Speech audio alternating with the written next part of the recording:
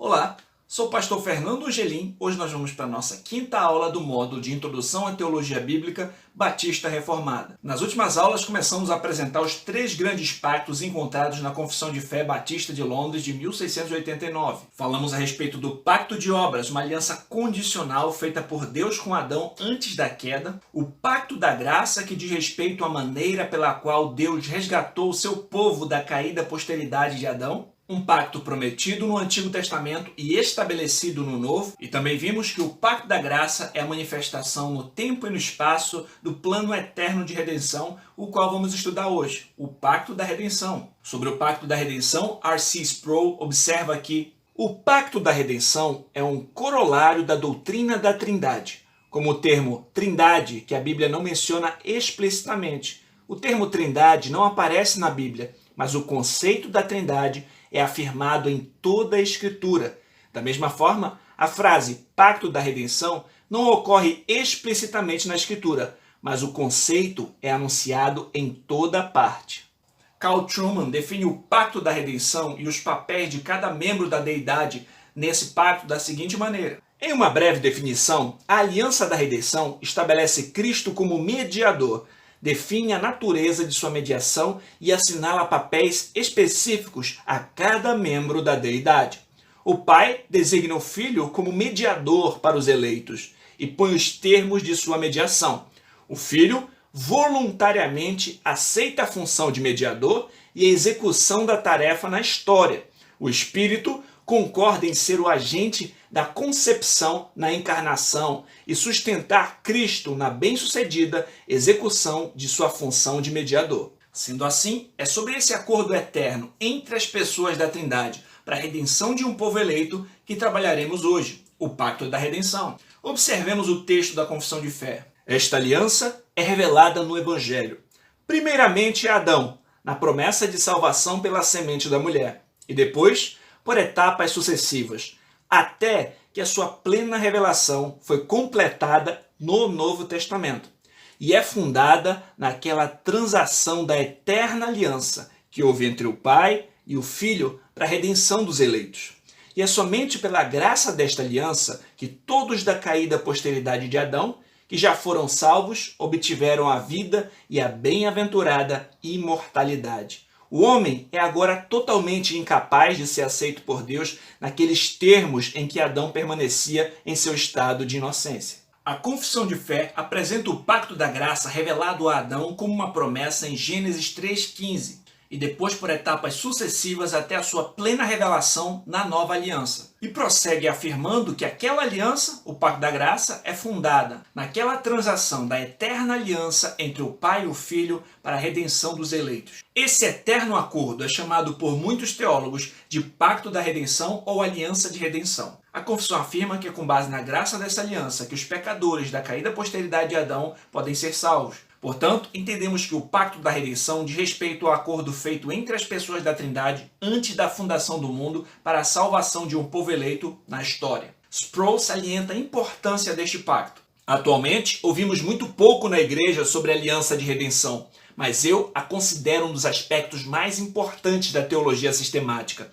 Deus não fez uma aliança de redenção com os seres humanos. Em vez disso, ele a fez consigo mesmo. É um acordo pactual que foi feito na eternidade passada entre as três pessoas da divindade. Observemos então algumas características do Pacto da Redenção. Primeiro, o Pacto da Redenção serve de fundamento para o Pacto da Graça. O Pacto da Redenção serviu como base para o Pacto da Graça, uma vez que o Pacto da Graça é a manifestação no tempo e espaço do eterno Pacto da Redenção. Portanto, o Pacto da Redenção vem logicamente antes do Pacto da Graça, pois é o acordo prévio, mas ambos juntos realizam a redenção dos eleitos. Shedd explica que o Pacto da Graça e o Pacto da Redenção são dois modos ou fases de um pacto evangélico da misericórdia. São Aldrin explica que essa aliança entre Deus Pai e Cristo, o Redentor, é totalmente revelada na Nova Aliança. Podemos observar esse ponto em 2 Timóteo, capítulo 1, do versículo 9 ao 10, onde o apóstolo Paulo nos fala de uma graça que nos foi dada em Cristo antes dos tempos eternos e manifestada agora pelo aparecimento do nosso Salvador, que nos salvou e nos chamou com santa vocação, não segundo as nossas obras, mas conforme a sua própria determinação e graça, que que nos foi dada em Cristo Jesus, antes dos tempos eternos, e manifestada agora pelo aparecimento de nosso Salvador Cristo Jesus, o qual não só destruiu a morte, como trouxe a luz, a vida e a imortalidade mediante o Evangelho. William Hendrickson comenta sobre esses versos que a graça que nos foi dada em Cristo Jesus antes dos tempos eternos significa literalmente antes dos tempos das eras. O tempo como um fluxo de corrente contínua que corre sem interrupção, antes mesmo de começar. Já estávamos incluídos no propósito da graça divina. Herman Bavinck explica que o pacto de graça não foi estabelecido pela primeira vez no tempo. Antes tem o seu fundamento na eternidade. É fundamentado no pacto de salvação. E é, em primeiro lugar, um pacto entre as três pessoas do próprio ser divino. Portanto, o pacto da redenção é a base pela qual o pacto da graça ocorreria na história. Segundo, o pacto da redenção foi feito na eternidade. Sendo assim, notamos que desde a eternidade passada houve um acordo entre as pessoas da Trindade para a realização do pacto da graça que daria salvação e vida eterna para um povo eleito. Logo, esse pacto é revelado nas Escrituras pela doutrina da eleição e pela eterna missão que Cristo recebeu do Pai. Observemos alguns textos bíblicos que abrem uma fresta na eternidade passada e revelam um pouco sobre esse eterno acordo redentor. O texto de Efésios 1, do 3 ao 5, afirma que Deus Pai nos elegeu em Cristo antes da fundação do mundo e nos predestinou para adoção por meio de Jesus, segundo o beneplácito de sua vontade. Bendito Deus e Pai de nosso Senhor Jesus Cristo,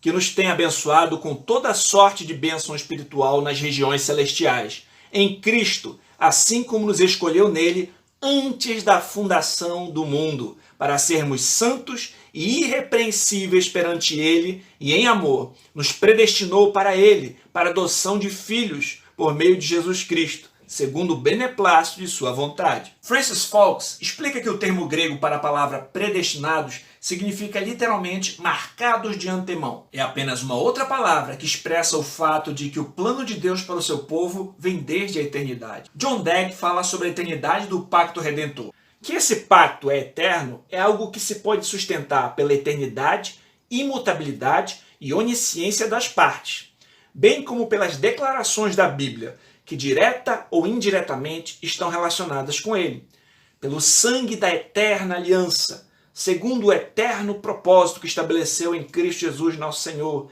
na esperança da vida eterna que o Deus que não pode mentir prometeu antes dos tempos eternos, conforme a sua própria determinação e graça que nos foi dada em Cristo Jesus antes dos tempos eternos. Além disso, em 1 Pedro capítulo 1, do 19 ao 20, o apóstolo afirma que não fomos resgatados mediante a coisas corruptíveis, mas pelo sangue de Cristo, conhecido antes da fundação do mundo. Mas pelo precioso sangue, como de cordeiro sem defeito e sem mácula, o sangue de Cristo, conhecido com efeito antes da fundação do mundo, porém manifestado no fim dos tempos por amor de vós. Acertadamente, Simon Kistemaker comenta sobre esse versículo. Pedro faz referência ao tempo em termos compreensíveis para nós. Escreve: Cristo escolhido antes da criação do mundo. A criação está relacionada ao começo da história, mas Cristo foi escolhido antes desse tempo. Deus não criou o mundo e depois decidiu escolher Cristo para assumir o papel de Redentor. Deus o apontou na eternidade, antes da criação do mundo. Além disso, o texto de Apocalipse 13:8 apresenta o Senhor Jesus Cristo como o Cordeiro que foi morto desde a fundação do mundo. E adorá-lo a todos os que habitam na terra, aqueles cujos nomes não foram escritos do livro da vida do Cordeiro que foi morto desde a fundação do mundo. Concordo com a afirmação de Simon que Deus escolheu Cristo para a tarefa de redimir o seu povo antes que o mundo fosse criado. E essa tarefa implica que ele finalmente seria morto no tempo designado por Deus para ele. Pascal Denot comenta que o apóstolo João nos permite compreender que a redenção dos crentes pela morte de Jesus já era eternamente intencionada por Deus. Sendo assim, entendemos que esse eterno acordo redentor ocorreu na eternidade passada, ou seja, antes da fundação do mundo. Terceiro, o pacto da redenção é um acordo entre as pessoas da Trindade. O terceiro aspecto a tratarmos sobre o pacto da redenção é que ele é feito entre as pessoas da Trindade. O Pai determinou a salvação de um povo eleito em Cristo antes da fundação do mundo. O Filho executou o plano redentor. O Espírito Santo aplica a salvação no coração daqueles que são salvos. Na mesma linha de raciocínio, John Dagg afirma que as três pessoas da Trindade cooperam na salvação do homem de acordo com uma aliança eterna. A salvação do homem é uma obra em que todas as pessoas divinas participam. É realizada de acordo com um propósito eterno. E nesse propósito, bem como na realização da obra, as pessoas divinas cooperam entre si, sendo essa cooperação a sua eterna aliança. Berkhof define a transação desse pacto como o acordo entre o Pai, dando o Filho como cabeça e redentor dos eleitos, e o Filho voluntariamente tomando o lugar daqueles a quem o Pai lhe tinha dado. Sobre os termos dessa transação, Pascal Denot explica: o Filho deveria tomar uma natureza humana e vir ao mundo como um verdadeiro homem nascido debaixo da lei. Ele deveria levar uma vida sem pecado, observando a vontade de Deus expressa na lei moral e igualmente em tudo mais o que o Pai exigisse dele. Ele deveria se tornar o representante sacrificial de todos os crentes e sofrer a maldição da lei, a morte, no lugar deles, morrendo na cruz. Em troca, o Pai deveria lhe dar a vida, ressuscitando-o dentre os mortos, elevá-lo à sua destra e submeter a ele todas as coisas, e lhe dar um povo a seu serviço, herdeiro com ele da vida eterna. Esse é o pacto de redenção entre o Pai e o Filho. Portanto, nós temos o seguinte resumo na obra de cada pessoa da Trindade na estrutura do pacto da redenção. Primeiro, da parte do Pai. O Pai planeja e elege. Elaborar o plano de redenção e sua execução. Enviar o Filho como seu representante.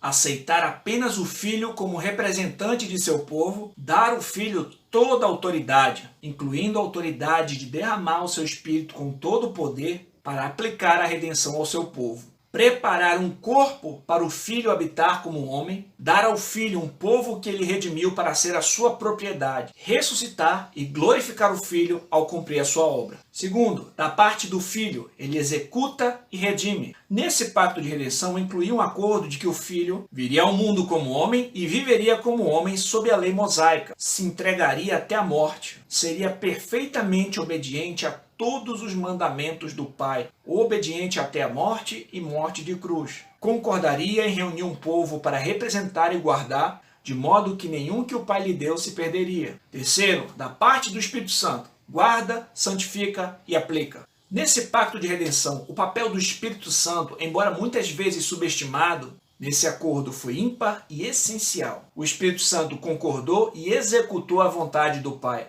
em conceder ao Filho, Cristo, a sua plenitude, dando ao Filho poder para executar sua parte do pacto na terra. O Espírito Santo concordou em aplicar os benefícios da obra redentora do Filho em seu povo após ele ir ao céu. R.C. Sproul resume: o Pai iniciou o plano de redenção. Isso significa que o Pai está por trás dos decretos eternos de eleição. Ele enviou o Filho ao mundo para realizar a nossa redenção. O Filho realizou a redenção por nós. Finalmente, a redenção é aplicada à nossa vida pessoal por meio do Espírito Santo. Sendo assim, entendemos que o eterno pacto da redenção diz respeito a um acordo feito entre as pessoas da Trindade, em que o Pai, o Filho e o Espírito Santo estavam em completa concordância quanto à salvação do homem. Quarto, o pacto da redenção foi feito para a salvação dos eleitos. Por fim, este pacto foi feito para a redenção dos eleitos. São Waldron afirma que essa obra de Cristo é a única fonte em todas as épocas da salvação e está enraizada em um relacionamento de aliança entre Cristo e Deus o Pai. Existe uma aliança feita por Deus o Pai com Cristo o Redentor. Deus planejou resgatar um remanescente da humanidade caída e levá-los a um reino e glória. Samuel Henihan explica que ninguém poderia escapar da maldição do pacto de obras, a menos que Deus o colocasse em uma nova aliança. E ninguém poderia reivindicar um lugar na obra mediadora de Cristo, exceto aqueles que haviam sido prometidos ao Filho no pacto da redenção e creram na promessa de salvação no pacto da graça. É notável que no Evangelho de João apresenta Jesus Cristo como o Verbo encarnado, o Verbo que estava no princípio com Deus e era Deus, e veio para realizar a missão redentora dada pelo Pai. Notemos o texto de João 6, do 38 ao 39. Porque eu desci do céu não para fazer a minha própria vontade, e sim a vontade daquele que me enviou. E a vontade daquele que me enviou é esta, que nenhum eu perca de todos os que me deu. Pelo contrário, eu os ressuscitarei no último dia. O reformador João Calvino comenta sobre esse texto que Cristo declara que ele se manifestou ao mundo a fim de poder realmente ratificar o que o Pai decretou concernente à nossa salvação. Além disso, podemos notar esse ponto na oração sacerdotal do nosso Senhor Jesus Cristo. Tendo falado estas coisas, levantou os olhos ao céu e disse: Pai, é chegada a hora. Glorifica teu Filho, para que o Filho te glorifique a ti. Assim como lhe conferiste autoridade sobre toda a carne, a fim de que ele conceda a vida eterna a todos os que lhe deste. E a vida eterna é esta, que te conheçam a ti, o único Deus verdadeiro, e a Jesus Cristo a quem enviaste. Eu te glorifiquei na terra, consumando a obra que me confiaste para fazer. E agora, glorifica-me, ó Pai, contigo mesmo, com a glória que eu tive junto de ti, antes que houvesse mundo. Manifestei o teu nome aos homens que me deste do mundo. Eram teus, tu nos confiaste, e eles têm guardado a tua palavra. O Senhor Jesus Cristo ora ao Pai em favor daqueles pelos quais resgataria com o seu sangue. Ele afirma que consumou a missão que o Pai lhe dera para cumprir, a fim de que ele conceda a vida eterna a todos aqueles que o Pai lhe deu, e pede para ser glorificado com a glória que tinha antes que houvesse mundo. Calvino resume: portanto, a equivalência de seu pedido consiste em que o Pai o pusesse na posse do reino, já que, havendo completado seu curso, nada mais lhe restava fazer, senão exibir, pelo poder de seu Espírito, o fruto e eficácia de tudo quanto havia feito na terra, em obediência ao mandamento de seu Pai. Segundo a afirmação de Paulo, ele se humilhou e se aniquilou, assumindo a forma de servo. Por isso, Deus o exaltou sobremaneira e lhe deu o nome que está acima de todo o nome. O plano eterno de redenção, no qual o Pai decretou, o Filho executou e o Espírito aplica, tem em vista a salvação de seu povo eleito e redimido para a glória de Deus. O Filho executou a obra que o Pai lhe concedera em resgate de muitos. Morreu na cruz do Calvário em lugar de um povo que foi eleito antes da fundação do mundo. Samuel Renihan conclui: onde vemos a realização da redenção dos eleitos na história através da encarnação e morte de Cristo? Na nova aliança, feita no sangue de Cristo. O que Cristo afirma que veio fazer? Ele afirma que veio resgatar aqueles que o Pai lhe deu. Seu propósito é consumar o Pactum Salutis, no tempo e na história. A nova aliança não vai mais longe do que o Pactum Salutis. Não só porque Cristo disse especificamente que sua missão era redimir os eleitos, mas também porque a nova aliança é feita no sangue de Cristo, o sangue da remissão, cujos benefícios salvíficos nunca foram e nunca serão aplicados a qualquer outros, senão somente aos eleitos. Isso significa que os partes da nova aliança não são outros senão Deus e Cristo e os eleitos nele. Por fim, pode surgir uma pergunta: como a obra de Cristo nos torna pessoas redimidas? R.C. Sproul responde: o Espírito nos regenera, ou seja, ele nos vivifica, compartilhando vida espiritual e criando fé em nosso coração. O Espírito também nos santifica e nos glorificará no céu.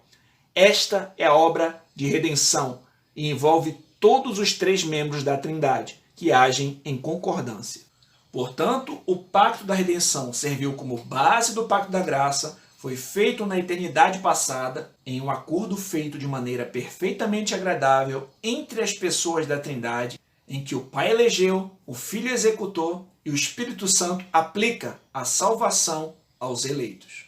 Vamos agora a um resumo do que já vimos até aqui. Esse gráfico, produzido pelo pastor Elivando Mesquita, resume bem o que já trabalhamos até aqui. Notamos na teologia bíblica batista pactual a existência de 3 grandes pactos. O pacto da redenção, que diz respeito a esse acordo entre as pessoas da Trindade para a salvação de um povo eleito na história.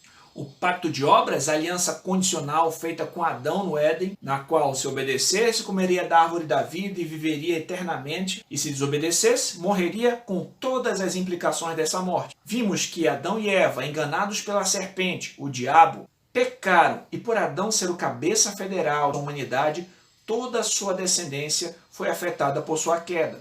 Entretanto, o Senhor promete em Gênesis 3,15 que um descendente da mulher esmagaria a cabeça da serpente. O pacto da graça é então revelado como uma promessa. E essa promessa se desenvolve ao longo de todo o Antigo Testamento através de alianças que Deus fez com Noé, Abraão, Moisés e Davi. E diversos tipos, sinais e sombras que apontavam para Cristo. Essas alianças ainda não eram a consumação do pacto da graça, embora apontassem tipologicamente para esse. O pacto da graça fora consumado somente na nova aliança em Cristo Jesus. Portanto, a nova aliança em Cristo é superior à antiga. Cristo cumpre a missão que lhe fora dada pelo Pai. Ele é o Cordeiro que foi morto desde a fundação do mundo. Ele é o segundo Adão que redime o seu povo, aquele que veio para desfazer as obras do diabo. Como foi nos dias de Noé, será na sua segunda vinda. Ele é o descendente de Abraão, por meio de quem todas as nações da terra serão abençoadas. Ele é o Cordeiro de Deus que tira o pecado do mundo, o profeta maior, superior aos anjos, superior a Moisés, o sumo sacerdote superior da ordem de Melquisedeque, o descendente de Davi que se assentaria no trono para sempre, o mediador da nova aliança, o salvador de todo aquele que nele crê. Cristo Jesus, subsistindo em forma de Deus, não julgou como usurpação ser igual a Deus. Antes, a si mesmo se esvaziou, assumindo a forma de servo, tornando-se em semelhança de homens, e reconhecido em figura humana, a si mesmo se humilhou, tornando-se obediente até a morte, e morte de cruz. Pelo que também Deus o exaltou sobremaneira, e lhe deu o nome que está acima de todo o nome, para que ao nome de Jesus se dobre todo o joelho, nos céus, na terra e debaixo da terra, e toda língua confesse que Jesus Cristo é Senhor, para a glória de Deus Pai. Cristo já reina à destra do Pai, mas ainda não na sua plenitude, que ocorrerá na consumação de todas as coisas. Nesse momento, anunciamos aos rebeldes as boas novas do Salvador. O chamado é feito para renderem-se, enquanto há tempo, ao grande Rei que virá. Você já é um cristão? Renda-se a Cristo. A única maneira de ter paz com Deus, perdão de pecados e salvação é através do sacrifício de Cristo e sua mediação. Suplique ao Senhor por salvação, pois somente Ele tem as palavras de vida eterna. A Escritura afirma que virá o fim quando Ele entregar o reino a Deus, o Pai, depois de ter destruído todo o principado e poder, porque é necessário que Ele reine até que absolutamente todos os seus inimigos sejam prostrados debaixo dos seus pés. Para concluir, vamos destacar alguns pontos importantes. Primeiro, o pacto da redenção serve de fundamento para o pacto da graça. Segundo, o pacto da redenção foi feito na eternidade. Terceiro, o pacto da redenção é um acordo entre as pessoas da Trindade. E quarto, o pacto da redenção foi feito para a salvação dos eleitos. A aula de hoje fica por aqui. Na próxima aula, iremos trabalhar os aspectos de continuidade e descontinuidade entre a antiga e a nova aliança, sobre a lei de Deus e seus mandamentos na perspectiva batista pactual. Aguardo você lá. Deus abençoe e até a próxima.